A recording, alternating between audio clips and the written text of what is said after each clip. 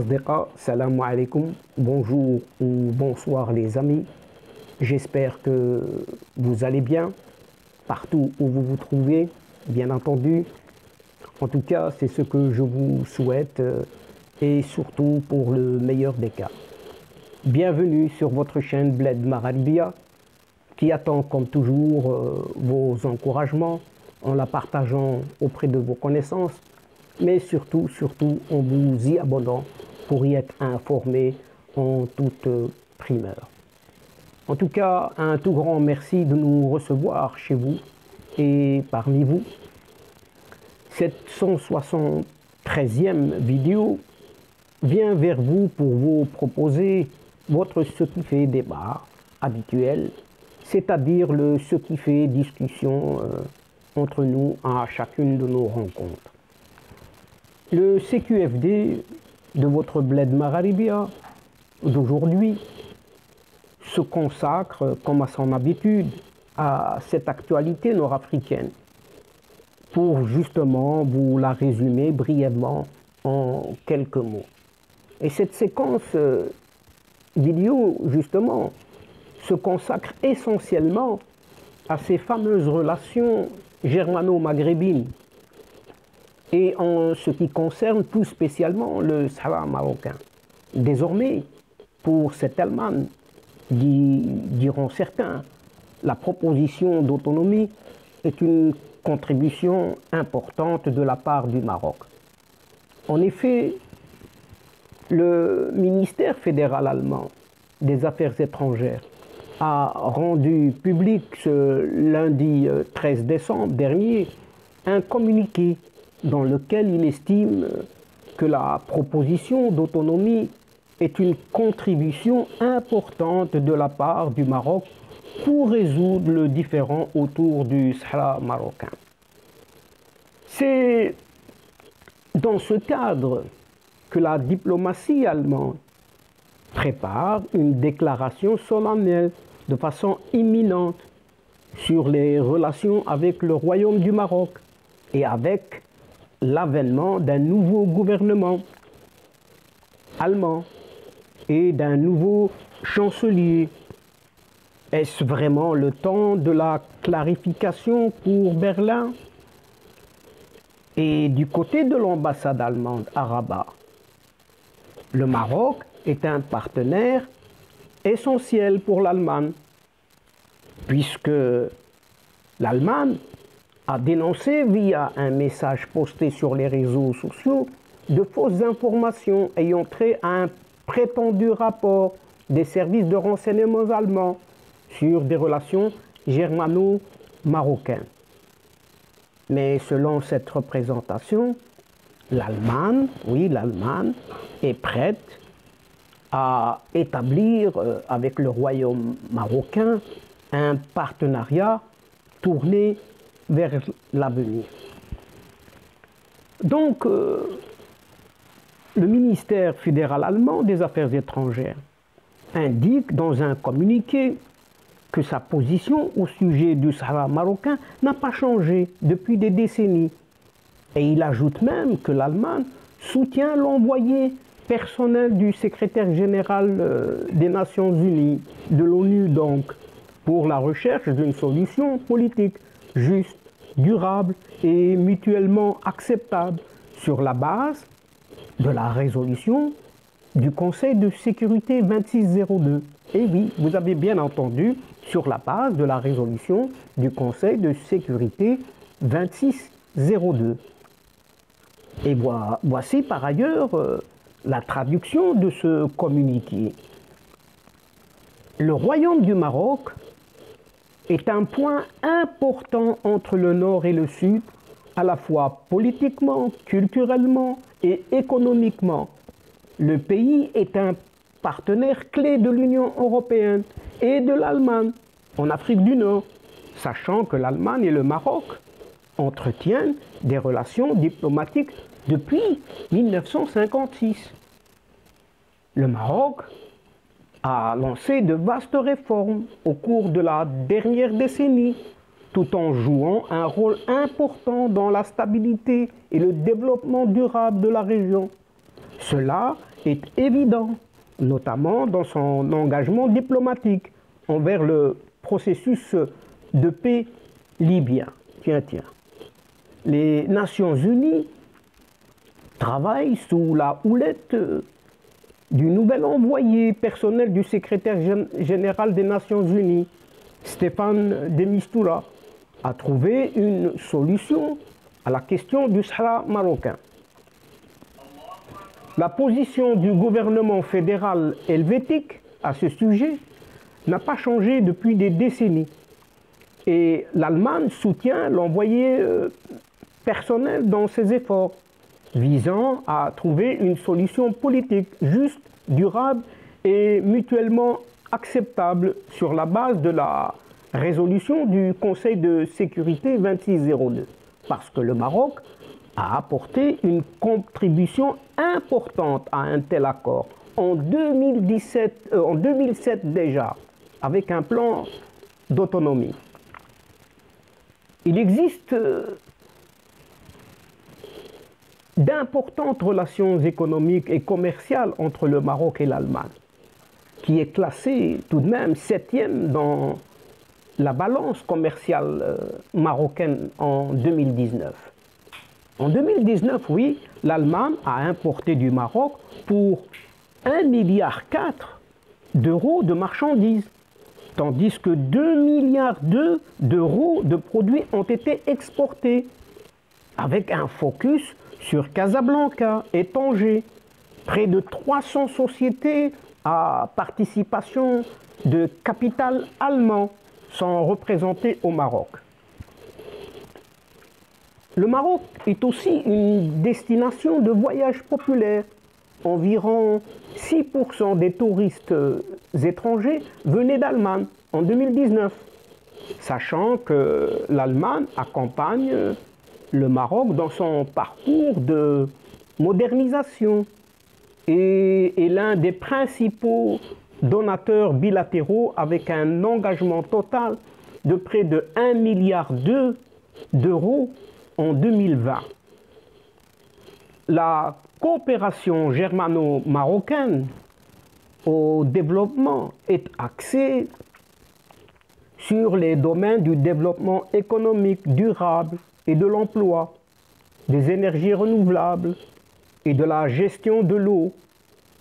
En plus, le Maroc fait partie de l'initiative du G20, ce qui est appelé le Compact with Africa, pour améliorer les conditions cadres de l'investissement privé.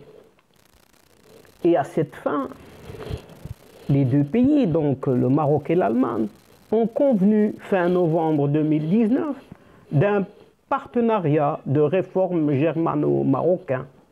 Et en 2020, l'Allemagne a soutenu le Maroc avec un vaste programme d'aide d'urgence pour faire face à la crise du coronavirus. En outre, ce qui est appelé la GTZ ou la KfW, la Fondation Friedrich Ebert, la Fondation Konrad Adenauer, la Fondation Friedrich Naumann, la Fondation Hans Seidel et la Fondation Heinrich Böll ont des bureaux au Maroc. Donc toutes ces fondations, toutes ces institutions sont installées sur le territoire marocain. La langue allemande et la coopération scientifique sont également encouragées par le Goethe Institut qui possède des antennes à Casablanca et Rabat, ainsi que des représentations à Tanger et Oujda. De plus, il existe des écoles partenaires, en plus de 20 partenariats dans le secteur universitaire. Des professeurs du service allemand d'échange universitaire enseignent à Rabat et à Meknès. Et le ministère fédéral des Affaires étrangères promeut également la préservation culturelle au Maroc. Pilotée par sa nouvelle chef de la diplomatie, cette Annalena Baerbock, La diplomatie allemande finalise en ce moment même une déclaration solennelle sur ses relations avec le Maroc, d'après des sources berlinoises proches du ministère allemand des Affaires étrangères. Cette déclaration sera rendue publique au début de cette semaine, fort probablement, indiquent ces mêmes sources, qui évoquent une tentative de mettre les points sur les i, une fois pour toutes, quant aux relations qu'entretient le royaume marocain avec cette grande puissance européenne. Berlin, ces derniers temps, a multiplié les signes qui présagent d'un retour à la normale, disons, dans ses relations avec Rabat. Dernier exemple en date, ce message relayé le 7 décembre dernier sur la page Facebook de l'ambassade allemande au Maroc. Ce message disait: l'Allemagne est prête à établir avec le Royaume du Maroc un partenariat tourné vers l'avenir, indique ce même message, qui a tout l'air d'une mise au point envers certaines rumeurs quant à un rapport des services de renseignement allemands, ce fameux BND, à charge contre le Maroc, rappelons-le tout de même. Les nouvelles diffusées ces derniers jours sur les réseaux sociaux et dans certains journaux sont fausses et n'ont aucun fondement. C'est ce qu'a affirmé, en tout cas en substance, cette ambassade d'Allemagne à Rabat. Dans la deuxième partie de son message, l'ambassade d'Allemagne à Rabat a fait part du souhait du gouvernement de Berlin de rétablir de bonnes relations avec le Maroc. Le Royaume du Maroc est un partenaire essentiel pour l'Allemagne. Et du point de vue du gouvernement fédéral allemand, il est dans l'intérêt des deux pays de revenir à des relations diplomatiques traditionnellement bonnes et élargies, car l'Allemagne est prête pour un partenariat tout aussi tourné vers l'avenir, basé sur la réciprocité, affirme cette chancellerie.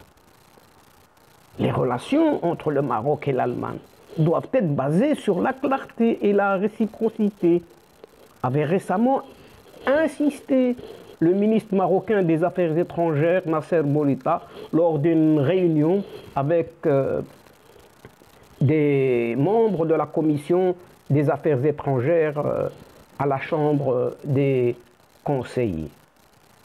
Les relations entre les deux pays passent par une sérieuse zone de turbulence depuis près de 2 ans maintenant.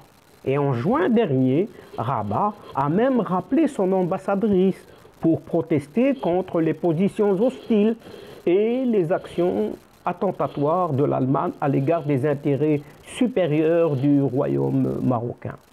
L'Allemagne, entre autres, a essayé d'écarter le Maroc du processus pour trouver une issue au conflit interlibyen, alors que Rabat a joué un rôle déterminant dans le rapprochement des différents protagonistes de ce conflit. L'Allemagne s'est également illustrée par une position virulemment hostile à l'intégrité territoriale du Royaume du Maroc. Cette puissance européenne a en effet provoqué une réunion du Conseil de sécurité après la reconnaissance américaine de la marocanité du Sahara. Et son ambassadeur à l'ONU a distribué à la presse un communiqué d'une rare violence contre l'intégrité territoriale du Maroc. Surtout à ne pas oublier, et cette Allemagne, il faut également le savoir, abrite, oui, cette Allemagne abrite ce fameux terroriste, ce dénommé Mohamed Hajib, qui y passe tout son temps à proférer des menaces contre le royaume marocain et ses institutions dans une totale impunité.